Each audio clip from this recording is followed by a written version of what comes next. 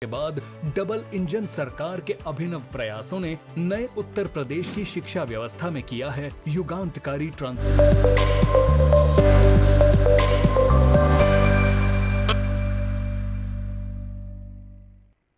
भाया एक चौपाई है यहाँ, आप लोग सुनिए, फिर मैं दूंगा माइक। ढोल गंवार शूद्र पशु नारी, ये सब ताड़न के अधिकारी। सकल गलत पाठ है, विधानसभा में इतना बढ़िया बोले। मैं वही बोलने जा रहा हूं। अखिलेश ने कहा तो ताड़न का अर्थ पीड़न, इन्होंने कहा नहीं, ताड़न का अर्थ पीटना नहीं है। ताड़नम शिक्षणम, ताड़न का अर्थ है शिक्षण। ताड़नम शिक्षणम अनेकार्था ही धातवः। इसकी पहले वाली पंक्ति है, प्रभु भली कीन मोहि सिख दीनी, मर्यादा पुण्य तुम्हारी कीनी। आपने बहुत अच्छा किया, मुझे शिक्षा दी, क्योंकि आपकी मर्यादा है। किसको किसको शिक्षा लेनी चाहिए? ढोल वादकों को, गंवार असभ्य को, शूद्र, शूद्र कर से सुचाद्राति, शूद्र शब्द वर्णवाचक नहीं, जो चिंता से असंतुलित हो जाए, पशु और ना, अरे आप तारीफ गोस्वामी बात सुन लीजिए। और नारी, इस्लाम धर्म में नारी को शिक्षा नहीं दी जाती। गोस्वामी जी ने पहली क्रांति की कि जब तक नारी शिक्षित नहीं होगी तब तक समाज नहीं सुधरेगा। इसे प्रत्येक व्यक्ति को चाहिए कि अपनी बेटियों को बेटों से अधिक शिक्षा दें। यह वक्तव्य आदित्यनाथ जी का मुझे बहुत भाया। आज मैं यही कह रहा था, आदित्यनाथ जी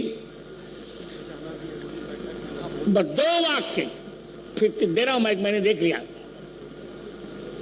आज मैंने भी मुरारी बापू से भी यही कहा, मैं तो जगत गुरु हूं, दक्षिणा मुझे चाहिए। आज तुलसी जयंती के अवसर पर सब लोग एक मत होकर एक संकल्प लीजिए कि हमें 2029 की लोकसभा तक, मोदी के शासन तक रामचरितमानस जी को राष्ट्र ग्रंथ घोषित करवा देना चाहिए। यही गोस्वामी जी की वास्तविक श्रद्धांजलि होगी। नचित एक वाक्य और, नचित भविता राष्ट्रम यत्र रामोनुभूपति तद्वनम भविता राष्ट्रम यत्र राम प्रवक्ष्यति। जहां राम जी राजा नहीं है वो राष्ट्र नहीं हो सकता। अतः गोस्वामी जी के कहे हुए राम सापेक्ष राष्ट्रवाद का सबको अनुसरण करना चाहिए और बिना कारण की बात मत करो। ओम शांति शांति शांति, ये बुद्धों की बात हो चुकी। अब तो ओम क्रांति क्रांति क्रांति। हमें वैचारिक क्रांति करनी, अपनी सीमाओं की सुरक्षा करनी, भारत माता की अखंड प्रभुता की सुरक्षा करनी, माता बहनों की सुरक्षा करनी है। जो गोस्वामी जी ने कहा, विनय न मानत जल जल गए 3 दिन बीत, बोले राम सकुब तब भय बिन हो प्रीत। तो गोस्वामी जी के इसी ओजस्वी नारे के साथ मैं अपने अनुज, बहुत उत्तर प्रदेश के दूसरे कार्यकाल के मुख्यमंत्री आयुष्मान आदित्यनाथ जी को यह अमायिक माइक दे रहा हूं। जय श्री राम। महाराज जी को प्रणाम। युग तुलसी परम पूज्य श्री रामकिंकर उपाध्याय जी के विषय में तैयार हुआ एक ग्रंथ राम के किंकर, राम किंकर, उनके एक परम शिष्य श्री राम किंकर मिशन के अध्यक्ष पूज्य स्वामी श्री मैथिली शरण जी महाराज ऋषिकेश, पूज्य श्री योगी जी महाराज को ये ग्रंथ अर्पण करेंगे। हाँ महाराज,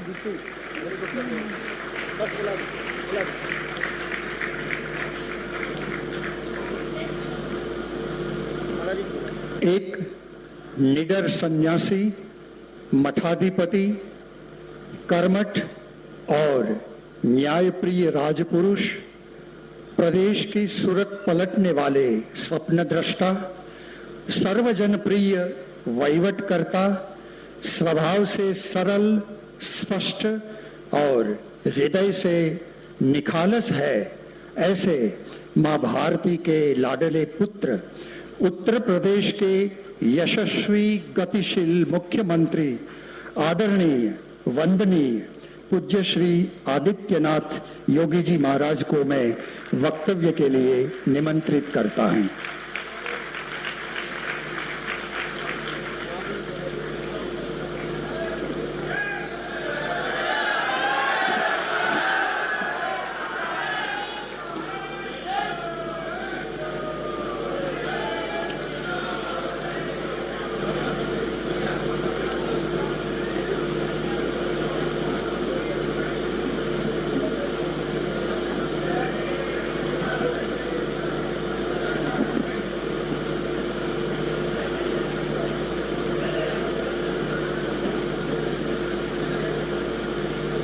संत शिरोमणि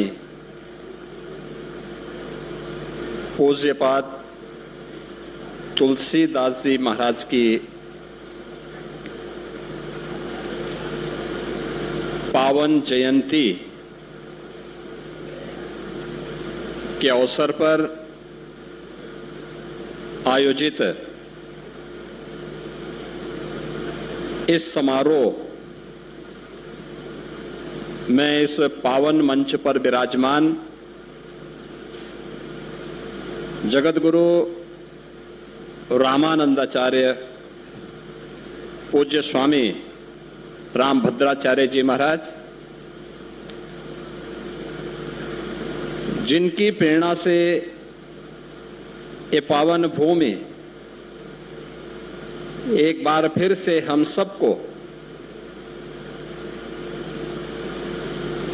उस युग दृष्टा पूज्य संत के स्मरण का बारंबार स्मरण करने का अवसर प्रदान कर रहा है। ऐसे विश्वविख्यात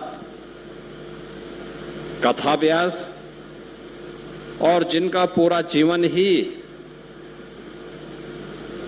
मर्यादा पुरुषोत्तम प्रभु श्री राम के उन मर्यादाओं के साथ बंद करके उनके भजन, उनके कीर्तन और उनके गायन के लिए समर्पित है, ऐसे पूज्य मुरारी बापू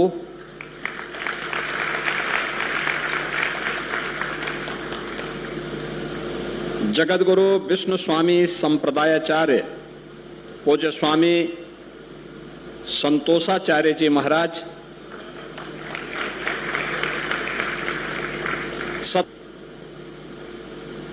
मंत्रिमंडल के मेरे सहयोगी और जिनको मैं विशेष रूप से आज यहाँ लेके आया हूँ कि राजापुर के घाट में और अच्छा सुंदरीकरण और रिवर फ्रंट बनाया जा सके, ऐसे श्री स्वतंत्र देव सिंह जी, यहाँ के इस जनपद के प्रभारी मंत्री श्री मनोहर लाल मुन्नो कोरे जी,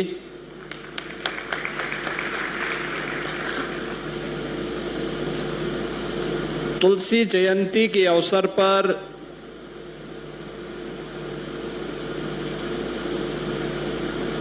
उन विद्वानों को जिन्होंने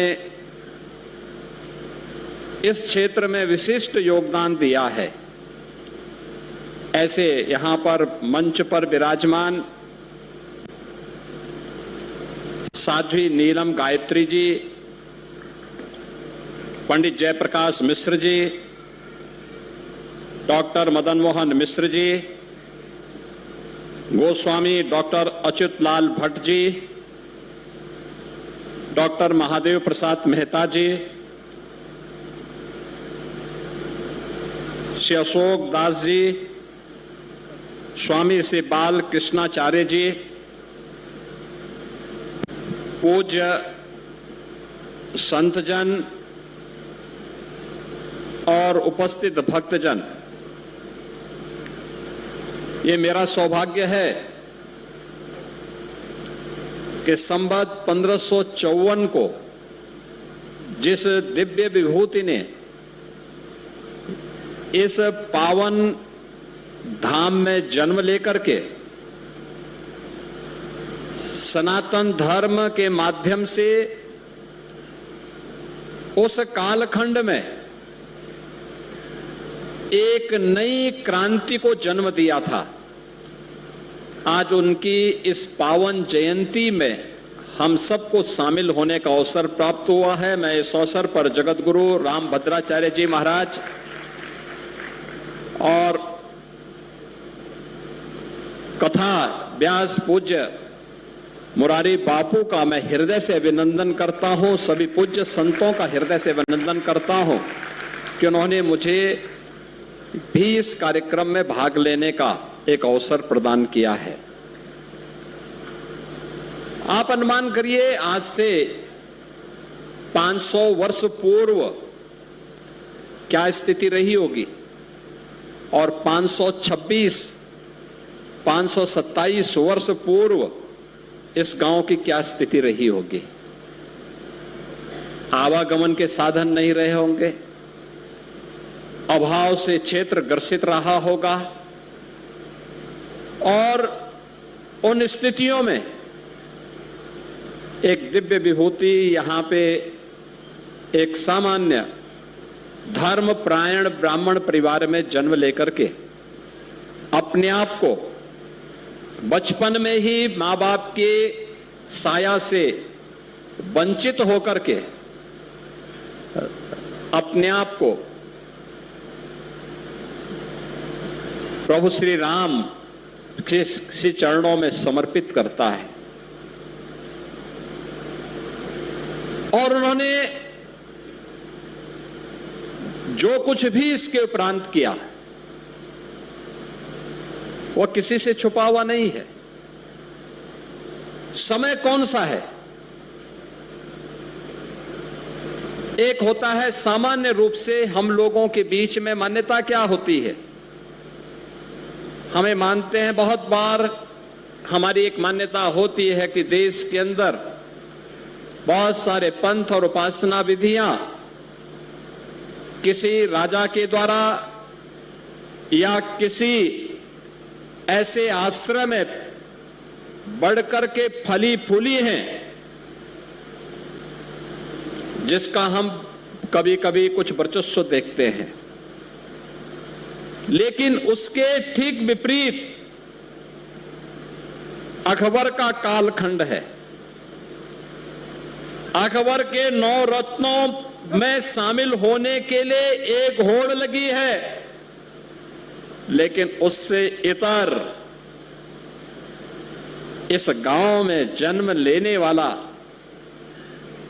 एक दिव्य विभूति राम बोला के नाम पर उन्होंने कहा नहीं, ये मेरी वृत्ति नहीं है कि मैं किसी दरबारी कवि बन करके और किसी विदेशी आक्रांता के शरण में जाकर के अपनी वृत्ति को आगे बढ़ाऊं, बल्कि उन्होंने कहा नहीं, मैं तो केवल और केवल राम के चरणों में ही अपने आप को समर्पित करता हूं। मेरी वृत्ति तो राम के लिए है, राम के चरणों में है। याद करिए उस कालखंड में तमाम राजे रजवाड़े समर्पण भाव के साथ उसकी अधीनता स्वीकार कर रहे थे, लेकिन गुलामी के उस कालखंड में भी कुछ ऐसी दिव्य विभूतियां थी जो बिना रुके, बिना डिगे, बिना झुके, जिन्होंने भक्ति और शक्ति के अद्भुत संगम को खड़ा करके उस समय की जन चेतना को जागरूक करने का काम किया था। उस समय की व्यवस्था को एक नया आयाम दिया था। कौन नहीं जानता है कि अकबर ने अपना बहुत सॉफ्ट चेहरा सामने रखा था, लेकिन उसके पीछे की क्रूरता क्या थी ये किसी से छुपा हुआ नहीं है। आज भी हम उसका स्वरूप देखते हैं, आज भी हम देखते हैं। लेकिन उस समय भी किसी जो हमारे पूज्य संतों की परंपरा रही है, कितनी मजबूती के साथ उसका प्रतिकार करती थी। प्रतिकार का तरीका केवल जब हम लड़ते हैं वही नहीं होता है, प्रतिकार का तरीका वह भी होता है जो रामलीला के मंचन के माध्यम से घर घर और गांव गांव तक रामलीलाओं के आयोजन को पूज्य तुलसीदास जी महाराज ने पहुंचाया था। यह भी माध्यम होता है। मुझे कुछ वर्ष पहले मॉरिशस जाने का अवसर प्राप्त हुआ था। मॉरिशस में वहां की स्वतंत्रता दिवस का कार्यक्रम बड़े भव्य तरीके से आयोजित होता है। 150 पौने 200 वर्ष पहले जो भारतीय गुलाम बना करके उन द्वीपों में बसाए गए थे, उन लोगों के बीच में मुझे जाने का अवसर प्राप्त हुआ था। उनके स्वतंत्रता दिवस के कार्यक्रम में, उन प्रवासी भारतीय दिवस के कार्यक्रम में मुझे उस समारोह में भाग लेने का अवसर प्राप्त हुआ था। भारत सरकार के प्रतिनिधि के रूप में जब मैं वहां पहुंचा था तो एक दिन पहले मैं गया था। मैंने वहां पे बने हुए गांव देखे, जैसे पूर्वी उत्तर प्रदेश में गांव हैं, जैसे हमारे उत्तर प्रदेश में चित्रकूट के आसपास के गांव हैं, ऐसे ही गांव बसे हैं। गांव की परंपरा वही है, काली मां का थान भी है। वहां पे लोगों ने अलग अलग तरीके से किया था। तो मैंने लोगों से पूछा कि भाई आप लोग यहां रहते हैं, किस रूप में रहते हैं, कैसे? उन्होंने कहा जब हम आए थे तो हमारे पास सहारा, हमारे पूर्वजों के पास सहारा केवल एक था, और वह था एक रामायण का गुटका। मैंने कहा रामायण का गुटका क्या है मुझे बताओ। तो मैंने देखा पूज्य तुलसीदास जी महाराज की रामचरितमानस ही उनका सहारा बनी थी। वे पढ़ना लिखना नहीं जानते थे, लेकिन रामचरितमानस को अपने जीवन का हिस्सा बना करके, जो हम सामान्य रूप से रामलीलाओं मंचन के माध्यम से या सामान्य बोलचाल की भाषा में जो बातों को हम दोहराते थे, लेकिन पूजा, उनके पूजा के घर में जब मैंने देखा तो रामचरितमानस की ही वहां पूजा हो रही थी। और याद करिए, श्रद्धावान लपते ज्ञानम का जो ये भाव है, हमने देखा है उन लोगों की श्रद्धा को जो मजदूर बना के लेके गए थे, आज वे ही मॉरिशस के राष्ट्राध्यक्ष के रूप में वहां के गौरव के प्रतीक बने हुए हैं। यानी ये श्रद्धा का ये भाव। और ये तो चित्रकूट की धरती का सौभाग्य है। तो जब हम यहां की बात करते हैं चित्रकूट के बारे में, ये चित्रकूट का सौभाग्य है।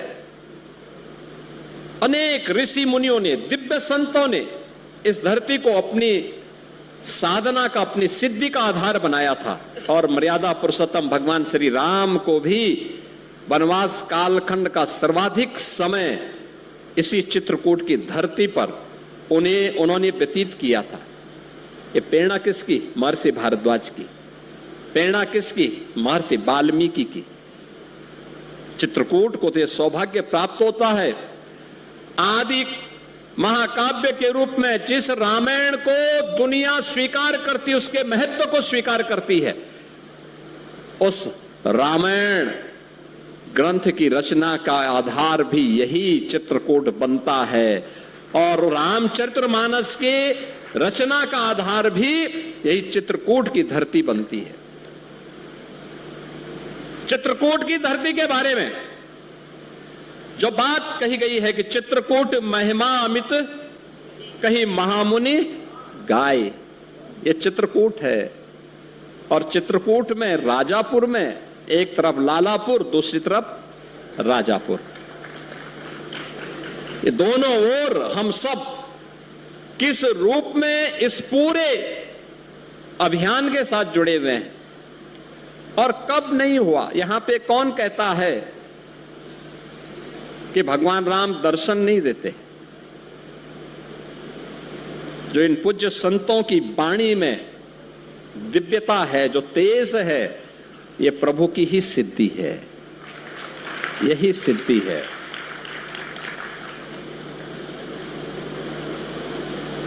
इन पूज्य संतों का जब राम जन्मभूमि आंदोलन आगे बढ़ा, गुलामी का ढांचा हटा, उसके बाद इब्राहिम कमीशन बना, तो साक्ष्य क्या चाहिए? तो जगत गुरु रामानंदाचार्य पूज्य स्वामी रामभद्राचार्य जी महाराज को बुलाया जाता है। वे भौचक हैं। जब उन्होंने धारा प्रवाह वहां बोलना प्रारंभ किया, वे भौचक थे कि कहां है, ये सब क्या हो रहा है। उनके लिए यह कौतूहल और आश्चर्य का विषय था, एक कौतूहल और आश्चर्य का विषय था। लेकिन ये ईश्वर की सिद्धि, ईश्वर की कृपा यही है, यही है। कौन ऐसा भारतीय होगा जो पूज्य मुरारी बापू की पावन कथा को, मर्यादा पुरुषोत्तम भगवान श्री राम की पावन कथा को उनके श्रीमुख से सुनने के लिए उत्सुक न हो? कौन ऐसा सनातन धर्मावलंबी होगा?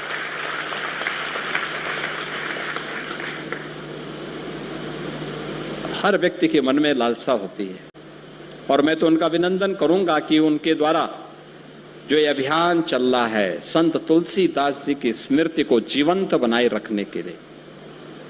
राजापुर भी एक विभूति को जन्म देकर के अमर हो गया। अभी मैं आया हूं संत तुलसीदास जी के मंदिर में दर्शन करके। उनके द्वारा जो रामचरितमानस की रचना हुई थी, उन सभी रामचरितमानस की उन पंक्तियों का दिव्य विभूति के हाथों से लिखी गई उन पंक्तियों को अपनी आंखों से मैंने देखा है। बहनों और भाइयों, इसी को प्रधानमंत्री जी कहते हैं विरासत। और यही विरासत जब विकास के साथ आगे बढ़ता है तो भावी जीवन को एक नए उत्साह और उमंग के साथ जोड़ने की एक नई प्रेरणा भी हम सबको प्राप्त होती है। हम सबको इस बारे में याद रखना होगा कि प्रेरणा किसी एक संत ने दी, हम उसे अंगीकार हम कर सकते हैं। हम भी अपने स्तर पर अपने पूर्वजों की, अपनी विरासत के लिए, उसके संरक्षण के लिए इस प्रकार के कार्यक्रम को आगे बढ़ा सकते हैं। दूसरा होगा, जिसके मन में जो भाव होगा वह उसी प्रकार की बात करेगा। अनावश्यक रूप से पूज्य संतों को विवादित करने का प्रयास होता है, अनावश्यक रूप से, क्योंकि जिनका पूरा जीवन ही विवादित है वे पूज्य संतों को भी विवादित करने का प्रयास करते हैं।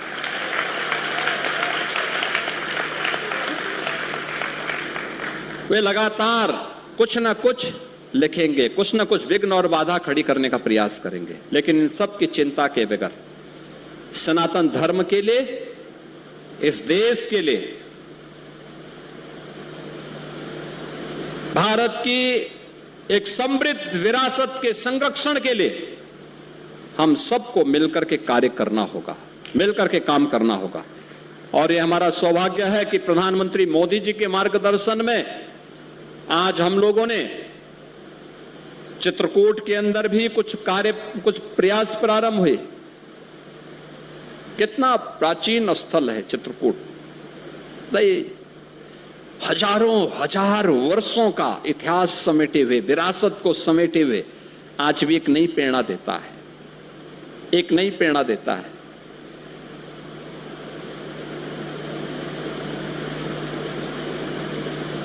आज भी चित्रकूट की महिमा देश और दुनिया उसी रूप में लेती है। विकास के साथ जोड़ने का काम सरकार का है। सरकार उस कार्यक्रम के साथ जुड़ती है, उस अभियान को आगे बढ़ाने का काम करती है। आप सोचिए ना, यहाँ पे अगर संत तुलसीदास जी का जन्म इस राजापुर गांव में नहीं हुआ होता, इस आज एक कस्बा टाउन एरिया हो गई है, लेकिन अगर यहाँ नहीं होता तो यहाँ पे क्या ये पूज्य संतों का दर्शन हो पाता? क्या हम लोग आ पाते? तो ये तो राजापुर का सौभाग्य है कि इसको आगे बढ़ाने के लिए हम सब भी प्राणपण से जुटे। मैं देख रहा था कितना उत्साह लोगों के बीच में, पूरा कस्बा सड़कों पर है, उत्साह और उमंग का एक नया माहौल है। और जो पूज्य बापू ने तय किया है कि तुलसी जयंती के कार्यक्रम राजापुर में आज इस बार उन्होंने किया। राजापुर में इससे पहले भी उन्होंने उन विभूतियों को आमंत्रित किया, जितने भी हमारे व्यास हैं उन सब को सम्मान करने का काम किया है। ये विरासत आगे बढ़ाने का काम एक नई प्रेरणा है। उन्होंने इस बात को कहा, इसमें प्रयागराज में भी कथा होगी, अयोध्या धाम में होगी, काशी में होगी।